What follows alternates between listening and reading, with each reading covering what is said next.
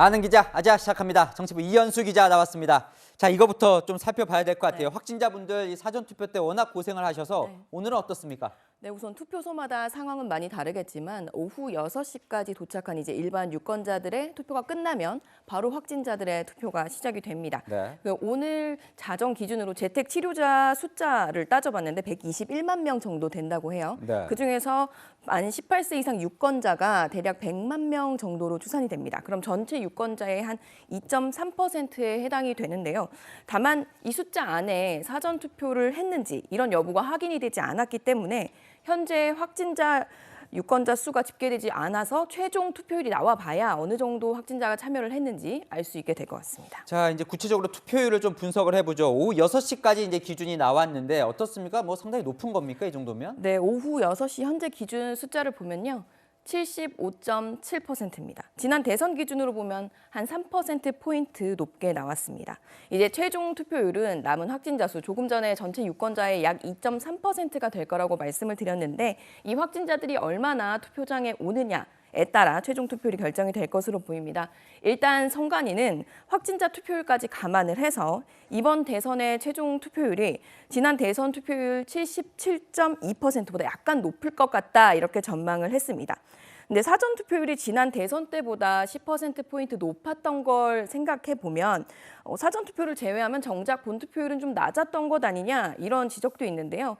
사전 투표가 각 당의 적극 지지층들이 한다는 점을 감안하면 이번에 비호감 대선이란 지적들 때문에 일반 본 투표에서는 조금 관심이 떨어졌던 게 아닌가라는 분석이 나오고요.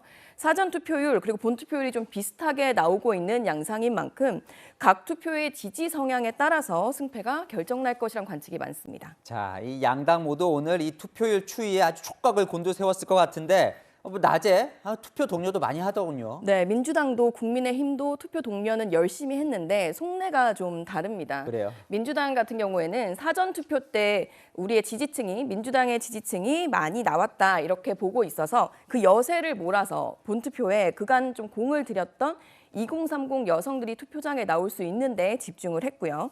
반면 국민의힘은 전체 투표율이 지난 대선 때보다 높게 나올수록 유리하다 이렇게 판단을 하고 전방위적으로 투표율을 높이기 위해 동료를 나섰습니다. 이재명, 윤석열 후보는 모두 자택에 머물렀지만 투표 동료 활동은 열심히 했는데요. 이 후보는 SNS에 2차례 메시지를 올려서 이재명이 아니라 국민을 위해 투표해달라 이렇게 호소를 했고요. 윤석열 후보 역시 2차례 SNS를 올리면서 투표율이 높지 않으면 결과를 장담할 수 없다 이렇게 독려하고 나섰습니다. 자, 저희 채널에도 이제 이 뉴스 마치면 곧바로 이 개표 방송을 새벽까지 쭉 이어갈 텐데요. 언제 이 개표가 시작이 되고 윤곽은 언제쯤 나올 것 같습니까? 네, 우선 오후 7시 반에 투표가 종료된다고 가정을 하고 다음 과정들을 살펴보면요. 이제 투표함을 이송을 하게 되고요. 대략 8시 10분쯤부터 이제 개표가 시작될 거라고 선관위는 보고 있습니다. 지난 대선 때는 밤 8시 투표 종료가 되고 나서 2시간 반쯤 지나서 당선인 윤곽이 나왔거든요. 하지만 이번에는 높은 사전 투표율에 확진자 투표율까지 더해지면서 그때보다는 시간이 조금 더 걸리지 않을까. 그래서 2~3시간쯤 더 걸릴 것으로 보여서 내일 새벽 1시쯤, 1시 반 전후로 윤곽이 드러날 것으로 보고 있습니다.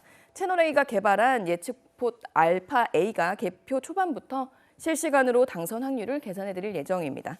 다만 확진자들이 얼마나 몰릴지, 최종 투표율이 얼마나 될지 알 수가 없어서 개표 상황은 조금 더 지연될 수도 있습니다. 자, 후보들은요, 이 당선이 뭐 되든 안 되든 오늘 밤에 얼굴을 나타내는 거죠? 네, 그렇죠. 이기든 지든 후보들은 이제 가장 먼저 아마 국회에 마련돼 있는 개표 상황실을 찾아서 그동안 고생했던 당직자들을 격려할 가능성이 가장 높은데요.